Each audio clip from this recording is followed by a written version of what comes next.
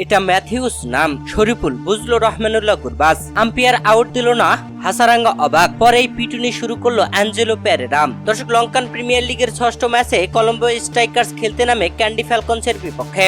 আর এই ম্যাচে কলম্বো স্ট্রাইকার্স আগে ব্যাট করতে নেমে দুই ওপেনার রহমানুল্লাহ গুরবাজ ও অ্যাঞ্জেলো পেরেরা ব্যাটিং তাণ্ডব চালায়। যেখানে শুরুতে বল করতে আসে অ্যাঞ্জেলো ম্যাথিউস বল করতে এসে প্রথম ওভারে খরচ করেন 7 রান। এরপরে দ্বিতীয় ওভারে বল করতে আসেন শরীফুল ইসলাম।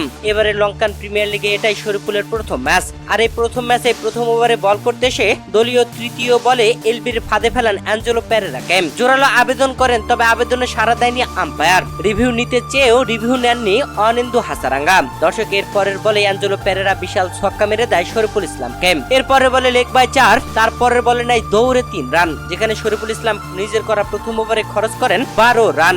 এরপরের ওভারে চাতুরাঙ্গা ডি সিলভা বল করতে আসলে পর 3টি ছক্কা হাঁকান রহমানুল্লাহ গুরবাজ। খেপে ওঠেন রহমানুল্লাহ গুরবাজ। চতুর্থ ওভারে বল করতে এসে শরীফুল ইসলামের প্রথম বলে অ্যাঞ্জেলো পেরেরা বিশাল ছক্কা মারেন। এরপরে বলে সিঙ্গেল, তারপরে বলে রহমানুল্লাহ গুরবাজ ছক্কা মারতে গিয়ে সীমানার কাছে ক্যাচ আউট হয়ে যায়। এরপরে শরীফুল ইসলাম যেন হাত দিয়ে ইশারা করছিল, যা অনেক খেলেছস। এ ওভারে শরীফুল ইসলাম খরচ করেন 11 রান।